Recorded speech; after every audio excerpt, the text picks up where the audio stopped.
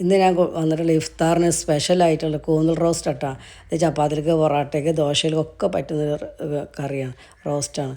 എങ്ങനെ ഉണ്ടാക്കാൻ നോക്കാം നമുക്ക്. ആദ്യം വെളിച്ചെണ്ണ ഒഴിച്ച് കൊടുക്കുക, 2 ടേബിൾ സ്പൂൺ വെളിച്ചെണ്ണ ചട്ടിയിലേക്ക് ഒഴിച്ച് കൊടുക്കുക, 1 സ്പൂൺ കടുക് പൊട്ടിക്കുക. കടുക് പൊട്ടി വരുമ്പോൾ ഒരു 5-8 വെളുത്തുള്ളി, ഇത് മുറിക്കൊന്നും വേണ്ടത് അങ്ങനെ ഇട്ടെടുത്താൽ മതി. പിന്നെ ഒരു അര കഷ്ണം ഇഞ്ചി അന്ന് ചെറുതാക്കി മുറിച്ച് അതിട്ട് കൊടുക്കുക. അന്നേരം അതിലേക്ക് 2 പച്ചമുളക് മുറിച്ച്, പച്ചമുളക് കാണാമല്ലോ ക്യാമറയിൽ പെട്ടിട്ടില്ല എന്ന് തോന്നുന്നുണ്ട്. പിന്നെ ഒരു പിടി കരിവേപ്പിൻ്റെ ഇല ഇട്ട് കൊടുക്കുക. നന്നായി കരിവേപ്പിൻ്റെ ഇലയൊക്കെ മൂത്ത് വന്നുകൊണ്ടുകഴിഞ്ഞാൽ 2 സവാള, നല്ല മീഡിയം വലിയ സവാള ഇട്ട് കൊടുക്കുക.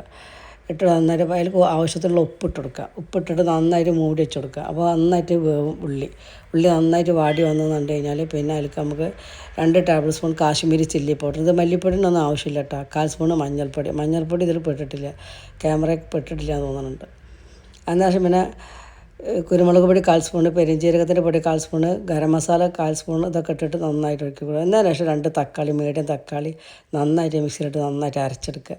വെള്ളം കൂട്ടാതെ അരക്കണം കേട്ടോ, അതിൽ തന്നെ വെള്ളം ഉണ്ടാവും. എന്നിട്ട് ആവശ്യത്തിന് നമുക്ക് വെള്ളം ഒഴിച്ച് കൊടുക്കുക. അതിന് ഈ തക്കാളി നന്നായിട്ട് മൂത്ത് വന്ന് എണ്ണ തെളിഞ്ഞ് വന്നു കഴിഞ്ഞാൽ നല്ല രസമാണ്.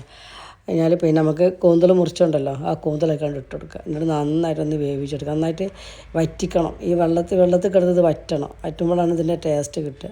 എന്നാൽ ആവശ്യത്തിന് ഉപ്പ് കുറവുണ്ടെങ്കിൽ ഉപ്പിട്ട് കൊടുക്കുക. അതിന് ആവശ്യത്തിന് മല്ലിച്ചപ്പ് അതൊന്ന് വെതറിയിട്ട് കൊടുക്കുക. എന്നാൽ ലാസ്റ്റ് ചെറുനാരങ്ങയുടെ നീര് ഒന്ന് ഒഴിച്ച് കൊടുക്കുക, പുളി കുറവുണ്ടോ നോക്കിയതിന് ശേഷം. എന്നതിന് ശേഷം പിന്നെ ഇത്തിരി നല്ല നാടൻ വെളിച്ചെണ്ണ ഉണ്ടല്ലോ, അതൊന്നിൻ്റെ മേലെ ഒന്ന് ഒഴിച്ച് കൊടുക്കുക. ഒരു 1.5 ടേബിൾ സ്പൂണോളം ഒഴിച്ച് കൊടുക്കുക. എന്നതിന് ശേഷം വാഴയിലയിൽ ഇതിന് വെച്ചാൽ ഉണ്ടല്ലോ ഒന്നും പറയണ്ട. ഇഷ്ടപ്പെട്ട സബ്സ്ക്രൈബ്, ലൈക്ക്, കമൻസൊക്കെ അറിയിക്കട്ടെ.